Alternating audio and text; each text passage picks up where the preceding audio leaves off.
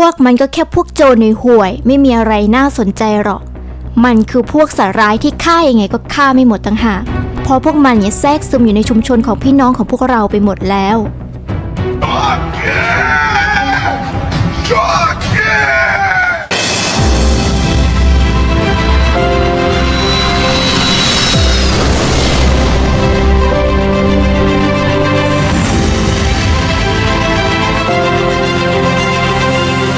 สวัสดีค่ะทุกคนกลับเข้าสู่ช่องหล่อมคอมโมโดกันเช่นเคยค่ะ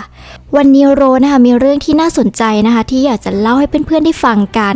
นั่นก็คือเรื่องปฏิบัติการโซริญญาคืออะไรโซริญญาก็คือชุมชนนะคะที่ผู้คนอาศัยอยู่ซึ่งตั้งอยู่ในเทศบาลมาดูเรราประเทศบราซิลซึ่งชุมชนนี้เนี่ยเป็นชุมชนที่มีประวัติอาชญากรรมโดยเฉพาะกลุ่มที่เกี่ยวข้องกับการค้ายาเสพติดก็มีพวกกลุ่มอาชญากรหลายกลุ่มที่ยึดครองพื้นที่เมืองมานานหลายปีนั่นเองค่ะพวกนี้ก็จะมีกลุ่มใหญ่ๆที่เรารู้จักเช่นพวกซีวีที่ชอบต่อสู้กันเองกับกลุ่มต่างๆเพื่อยึดครองพื้นที่กันรวมถึงต่อสู้กับเจ้าหน้าที่ด้วยก็เลยเกิดเป็นปฏิบัติการในโซริญญาขึ้นมาของเจ้าหน้าที่ตำรวจนั่นเองเอาเป็นว่าวันนี้นะคะเรามาทำความรู้จักกับเจ้าหน้าที่และอาชญากรกลุ่มนี้ในชุมชนโซริญญานะคะในการปฏิบัติการครั้งนี้กันดีกว่าและก่อนที่จะไปรับชมและรับฟังกันนะคะก็ฝากกดไลค์เพื่อเป็นกำลังใจให้กันด้วยนะคะโรซิญญาเนี่ยเป็นชุมชนแออัดในประเทศบราซิลตั้งอยู่ในเขตทางใต้ของเมืองริโอเดจาเนโรคุ้นๆกันใช่ไหมคะใช่ค่ะมันก็คือเมืองที่โจรเนี่ยซุกซ่อนอยู่เป็นจำนวนมากนั่นเองซึ่งก็อยู่ระหว่างเขตเซาคอราโดและกาเบอาโรซิญญาชุมชนนี้เนี่ยตั้งอยู่บนเนินเขาสูงชันที่สามารถมองเห็นเมืองริโอเดจาเนโรได้เป็นอย่างดีและตั้งอยู่ห่างจากชายหาดประมาณ1 กิโลเมตรเท่านั้นชุมชนแออัดส่วนใหญ่เนี่ยตั้งอยู่บนเนินเขาสูงชันมีต้นไม้ล้อมรอบมีประชากรประมาณ 200,000 คนอาศัยอยู่ในชุมชนโรซิญญาทำให้เป็นชุมชนที่แออัดและก็มีประชากรมากที่สุดในเมืองริโอเดจาเนโร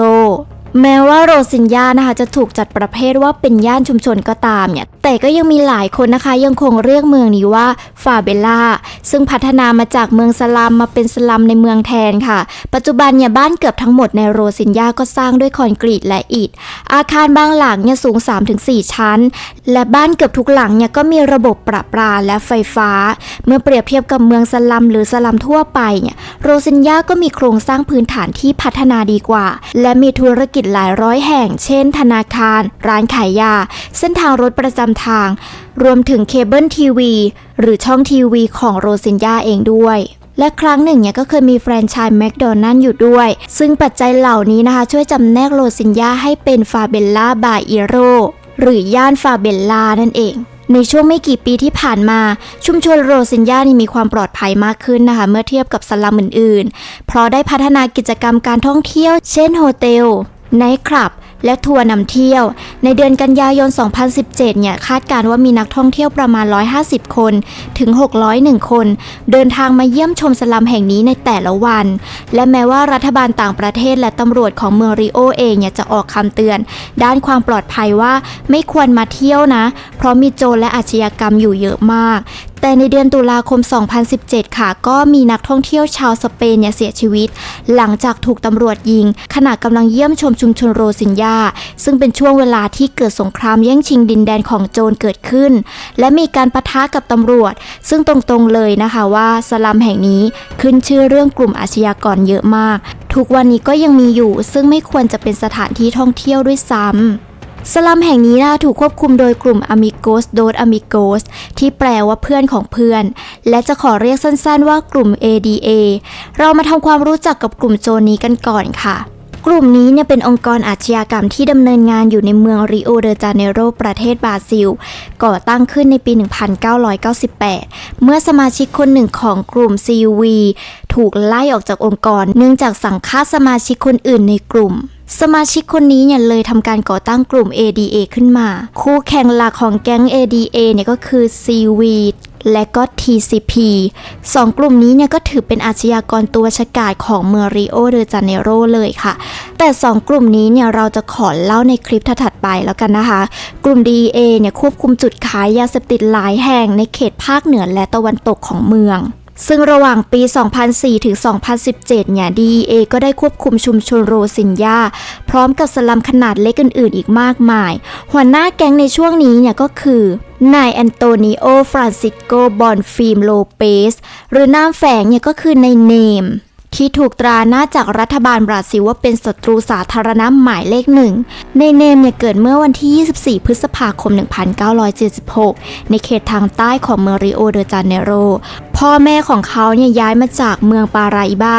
รัฐทางตะวันออกเฉียงเหนือของบราซิลเพื่อหลีกหนีความยากจนในท้องถิ่นก่อนที่เขาเนี่ยจะเข้าไปพัวพันกับการค้ายาเสพติดในเนมเนี่ยก็เคยทำงานเป็นเด็กส่งของให้กับบริษัทนิตยสารแห่งหนึ่งในเนมเนี่ยได้กลายเป็นบอดี้การ์ดให้กับผู้นำของกลุ่ม ADA ก็คือในเบมเตวีหลังจากที่ในเบมเตวีเนี่ยหัวหน้าแก๊งถูกสังหารโดยตำรวจก็เกิดความรุนแรงและลอกใหม่ขึ้นค่ะแก๊งต่างๆเนี่ยก็ได้ต่อสู้กันเพื่อแย่งชิงสลัมที่เคยอยู่ภายใต้การควบคุมของกลุ่ม ADA จนถึงในปี 2005 เนี่ยในเนมก็ได้สังหารในออร์แลนโด โฮเซ โรดริเกสผู้สืบทอดตำแหน่งของในเบมเตวีและยึดอำนาจผู้นำคนใหม่ในปี 2007 ในช่วงเวลาที่เขาครองอำนาจเหนือโรซิงญาเนี่ยในเนมก็มีมือปืนติดอาวุธ 120 คนและรับผิดชอบจำหน่ายโคเคนที่บริโภคมากกว่า 60% ในเมืองริโอเขามีความสัมพันธ์กับผู้ค้าโคเคนชาวโบลิเวียและนำโคเคน 200 กิโลกรัมจากโบลิเวียเนี่ยเข้ามาในเมืองริโอทุกเดือนในเนมได้อาศัยอยู่ในคฤหาสน์3 ชั้นสุดหรูในเมืองริโอ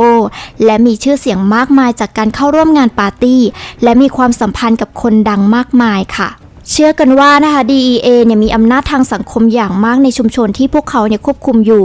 โดยได้รับการสนับสนุนผ่านการแจกจ่ายการจัดงานปาร์ตี้และการให้บริการบางอย่างในขณะที่คู่แข่งของพวกเขาอย่าง Red Command เนี่ยกลับแสดงออกถึงอำนาจมากกว่าโดยกระทำผ่านความรุนแรงแก๊งนี้เนี่ยเคยตกเป็นข่าวดังไปทั่วโลกในเดือนตุลาคม 2009 เมื่อเจ้าพ่อค้ายายิงเฮลิคอปเตอร์ตำรวจตกเหนือมอโรโดส มาการโกสซึ่งเป็นฐานที่มั่นสำคัญของกลุ่ม ADA กลุ่มผู้ค้ายาเสพติดกลุ่มนี้ได้บังคับให้เฮลิคอปเตอร์ของตำรวจทหารริโอเดจาเนโรเนี่ยลงจอดฉุกเฉินที่ฐานของกลุ่มซึ่งฐานนี้เนี่ยก็ตั้งอยู่ในเขตโซนเหนือของเมืองริโอเดจาเนโรเครื่องบินลำดังกล่าวเนี่ยถูกยิงหลายนัดขณะที่ตำรวจเนี่ยกำลังสังเกตการประท้วงในชุมชนแออัดและสุดท้ายก็เกิดเพลิงไหม้กลางอากาศซึ่งหลังจากนักบินพยายามลงจอดฉุกเฉินในทุ่งนาเวลาประมาณ 10 นาฬิกาเนี่ยเฮลิคอปเตอร์ก็ระเบิดขึ้นเมื่อแตะถึงพื้นมีเจ้าหน้าที่ตำรวจ4 นายอยู่บนเครื่องโดย2 นายในจำนวนนี้เนี่ยติดอยู่และถูกไฟคลอกเสียชีวิตส่วนอีก2 นายได้รับบาดเจ็บและถูกนำตัวส่งโรงพยาบาล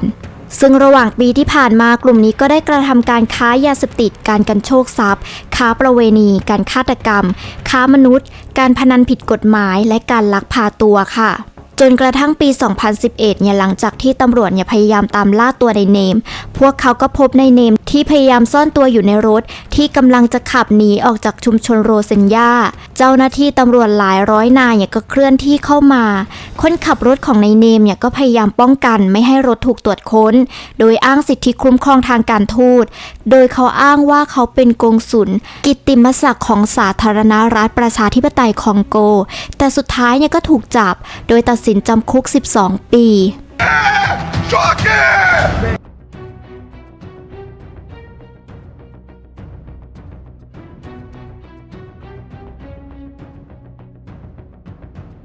การใช้ชีวิตของอาชญากรรมในสลัมเนี่ยอาจจะเกิดสาเหตุมาจากความยากจนพื้นที่ย่านสลัมห่างกับย่านคนรวยเพียง 15 เมตรมีความเป็นอยู่ที่แย่มากพวกอาชญากรเนี่ยมักจะนั่งอยู่2 ข้างทางบนเนินเขา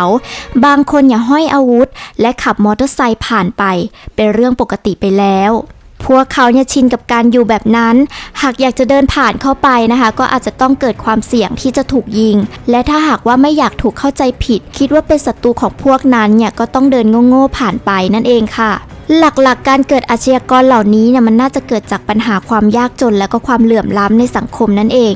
จริงๆเรื่องราวของพวกนี้มันลึกกว่านั้นมากหากอยากรู้ประวัติส่วนลึกนะคะเดี๋ยวโรสเนี่ยจะนำแก๊ง3 แก๊งโจรเนี่ยมาเล่าในเชิงสารคดีให้ทุกคนเนี่ยได้ฟังในคลิปถัดๆไปก็รอติดตามชมกันได้ซึ่งหลังจากการปฏิบัติการของพวกโจรเหล่านี้รวมถึงการปฏิบัติการของเจ้าหน้าที่ที่พยายามปราบแก๊งพวกนี้แล้วเนี่ยก็ลากยาวมาถึงปัจจุบันค่ะซึ่งเหตุการณ์ปัจจุบันเนี่ยมัน เกิดในสัปดาห์ที่แล้วเหตุการณ์นี้เนี่ยมันเกิดจากความรุนแรงเกิดขึ้นที่เมืองมาดูเรราถนนเนี่ยกลายเป็นอัมพาตมันเกิดเหตุที่รถบัส21คันเนี่ยถูกจี้หลังปฏิบัติการของตำรวจถนนเอ็ดการ์โรเมโรอเวนิวในมาดูเรราโซนเหนือของเมืองริโอเนี่ยถูกปิดประมาณ2ชั่วโมงในทั้ง2ทิศทางซึ่งอยู่ใกล้ๆกับตลาดมาดูเรราโดยแบ่งเป็นรถบัสโดยสารประจำทางเทศบาลเนี่ย15คันและรถโดยสารประจำทางระหว่างเมืองอีก6คันรถบัสเนี่ยได้ถูกโจรปล้นและขโมยกุญแจรถเหล่านี้เนี่ยถูกใช้เป็นเครื่องกีดขวางบนถนนหลายสายมีรถ BRT แบบพ่วงอย่างน้อย1คันที่ถูกใช้เป็นเครื่องกีดขวางการจราจรด้วยนอกจากนี้นะคะคนร้ายก็ยังขับรถถังขยะไปตามถนนในละแวกหมู่บ้านและจุดไฟเผาบางกลุ่มเนี่ยก็ถึงกับขว้างก้อนหินใส่เจ้าหน้าที่ตำรวจซึ่งเจ้าหน้าที่ก็ได้ตอบโต้ด้วยระเบิดแสงส่งผลให้เกิดการจราจรติดขัดทั้ง2ทิศทางเนื่องจากความไม่ปลอดภัยนี้นะคะโรงเรียนของเทศบาล4แห่งเนี่ยก็ได้ปิดการเรียนการสอนด้วยซึ่งเส้นทางรถบัสประมาณ25เส้นทางเนี่ยถูกเปลี่ยนเส้นทางในช่วงเช้าสถานการณ์เริ่มกลับสู่ภาวะปกติในช่วงตอนบ่ายตำรวจทหารก็ได้ระบุว่าปฏิบัติการนี้เนี่ยเป็นการตอบสนองต่อปฏิบัติการในภูมิภาคโรซินญาผู้ต้องสงสัยถูกเจ้าหน้าที่ยิงระหว่างการเผชิญหน้าและได้รับการช่วยเหลือแต่ก็ไม่รอดชีวิตตำรวจได้ระบุว่าชายคนดังกล่าวเนี่ยเป็นเจ้าพ่อขายยาเสพติดในเซาโคเซดาเปดราและเขาก็ถือปืนไรเฟิลจู่โจมตำรวจด้วยซึ่งช่วงหัวค่ำนะคะก็เกิดการปะทะกันอีกครั้งในพื้นที่ดังกล่าวบริการขนส่งก็ถูกระงับชั่วคราวอีกครั้งซึ่งกลับมาให้บริการตามปกติเมื่อเวลาประมาณ1 ทุ่มหลังจากหยุดชะงักไปเกือบ2ชั่วโมงและก็มีผู้ต้องสงสัยเนี่ยถูกจับกุมเฟอร์นันโดคนขับรถยนต์เนี่ยเล่าว่าเขากำลังขับรถอยู่แล้วก็ถูกคนร้ายเนี่ยเข้ามาหาและชายคนร้ายก็สั่งให้เขาดึงกุญแจรถออกและปล่อยผู้โดยสารลงจากรถซึ่งเขาก็ได้บอกว่าเขาชินกับความรุนแรงที่เกิดขึ้นในเมืองแห่งนี้ไปแล้วเพราะมันเกิดเป็นประจำมันกลายเป็นเรื่องที่เกิดขึ้นทุกวันมันไม่เคยแตกต่างเลยมันเป็นเรื่องปกติในชีวิตประจำวันของพวกเขาในขณะเดียวกันเนี่ยคนขับรถก็บอกว่ามันน่าเบื่อด้วยเพราะว่าต้องนอนตอนตี 3ทุกวันใช้เวลา12ชั่วโมงอยู่หลังพวงมาลัยและต้องตื่นตัวเพื่อเผชิญกับความรุนแรงพวกนี้ซึ่งปฏิบัติการในโรซินญานะคะก็จะดำเนินการโดยหน่วยบัญชาการปฏิบัติการพิเศษหรือ COE แล้วก็มีเจ้าหน้าที่จากกองพันตำรวจช็อคกองพันสุนัขปฏิบัติการ BAC กองพันยุทธวิธีรถจักรยานยนต์ BTM และกองพันปฏิบัติการตำรวจพิเศษ BOPE ที่เรารู้จักกันนั่นเองค่ะตำรวจได้รายงานว่าระหว่างปฏิบัติการเนี่ยทีม BOPE เนี่ยถูกกลุ่มอาชญากรติดอาวุธหนักยิงใส่ทำให้เกิดการเผชิญหน้ากันและผู้ต้องสงสัยคนหนึ่งเนี่ยก็ถูกสังหารพวกโจรเนี่ยพกปืนไรเฟิลและซองกระสุนหัวหน้าตำรวจก็ได้สั่งการให้เสริมกำลังรอบๆนะคะไปดูแลบริเวณชุมชนโรซินญาโดยไม่ได้จำกัดเวลาลงพื้นที่ไว้เหตุการณ์นี้เนี่ยหัวหน้าตำรวจก็ได้กล่าวว่าพวกอาชญากรเนี่ยกำลังใช้กลยุทธ์อันขี้ขลาดโดยสั่งให้ชาวบ้านหรือผู้ที่เกี่ยวข้องกับการค้ายาเสพติดเนี่ยลงไปบนถนนเพื่อพยายามเบี่ยงเบนความสนใจของเจ้าหน้าที่ตำรวจวิธีนี้เนี่ยใช้ไม่ได้ผลเพราะตำรวจเนี่ยยังอยู่ในพื้นที่และมีทีมระดมกำลังเสริมทั้งหมดแล้วมันน่าสลดใจสิ่งที่อาชญากรเหล่านี้ทำนั้นช่างขี้ขลาดเมื่อเกิดเหตุการณ์แบบนี้ขึ้นมันเป็นสัญญาณบ่งบอกว่าตำรวจเนี่ยได้เข้าใกล้เป้าหมายสำคัญของพวกเขาสงครามยาเสพติดนะคะกินเวลานานถึง15 ปีคอมเพล็กซ์โรซินญานะคะซึ่งประกอบด้วยชุมชนโรซินญาฟาซินดาปาโตลินญาเซาโคเซและเดนเดซินญาซึ่งเมืองเหล่านี้นะคะปัจจุบันก็บริหารโดยนายลากอสผู้ค้ายาเสพติดเขาเนี่ยถูกพิจารณาว่าเป็นผู้หลบหนีจากเรือนจำตั้งแต่ปี 2007 ผู้ค้ายาเสพติดรายนี้เนี่ยเข้าควบคุมพื้นที่นี้ตั้งแต่ปี 2012 นับตั้งแต่นั้นมาเนี่ยเขาก็พยายามเข้าควบคุมสลัมมากขึ้นที่ควบคุมโดยกลุ่มซีวีเข้าไปในอาณาเขตของเขาเป็นเวลาอย่างน้อย15 ปีแล้วค่ะที่ชาวโรซินญาเนี่ยต้องทนทุกข์ทรมานจากเหตุยิงกันอันเนื่องมาจากสงครามยาเสพติดในชุมชนในปี 2010 เนี่ยการเผชิญหน้าระหว่างกลุ่มต่างๆเนี่ยก็ส่งผลให้การจราจรติดขัดชั่วคราวและร้านค้าบนถนนก็ต้องปิดให้บริการเช่นกัน ซึ่งเมื่อวันจันทร์ที่ผ่านมาเนี่ยตำรวจทหารก็ได้ปฏิบัติการในพื้นที่ดังกล่าวเช่นเคยพวกโจรก็ถูกยิงค่ะและก็นำตัวส่งโรงพยาบาลแต่ก็ได้เสียชีวิตจากอาการบาดเจ็บเจ้าหน้าที่ตำรวจจากกองพานช็อกเนี่ยก็ได้ยึดระเบิดมือทำเอง10ลูกและยาเสพติดอีกจำนวนหนึ่งที่นับไม่ถ้วนและในอีกพื้นที่หนึ่งเนี่ยกองพันสุนัขปฏิบัติการเนี่ยก็พบยา17เม็ดโดยมีสุนัขดมกลิ่นคอยช่วยเหลือการปฏิบัติการพวกแก๊งโจรนี้นะคะบอกตรงๆว่าทุกวันนี้ก็ยังควบคุมพื้นที่เหมือนเดิมค่ะเจ้าหน้าที่เนี่ยพยายามปราบแก๊งมาเรื่อยๆแต่ก็ต้องเข้าใจว่า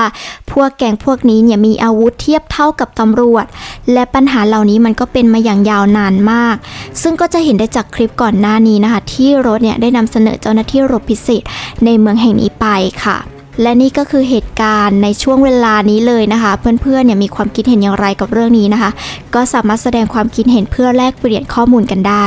ช่องนี้นะคะก็จะเป็นการเล่าเรื่องประวัติศาสตร์เจ้าหน้าที่และก็ประวัติอาชญากรนะคะเพื่อเป็นกรณีศึกษาให้กับผู้ที่สนใจอยากจะรู้เรื่องราวของเจ้าหน้าที่แล้วก็กลุ่มอาชญากรที่อยู่ต่างประเทศหากใครนะคะชอบเรื่องแบบนี้ก็รอติดตามชมกันได้ซึ่งโรนะคะก็จะลงคลิปในช่วงวันพุธและก็วันเสาร์และถ้ามีข่าวใดๆที่น่าสนใจเนี่ยโรสก็จะทำคลิปพิเศษนะคะสำหรับข่าวนั้นๆมาให้เพื่อนๆได้รับชมกันด้วยวันนี้นะคะก็ต้องขอตัวลาไปก่อนและเจอกันใหม่ในคลิปหน้านะคะสวัสดีค่ะ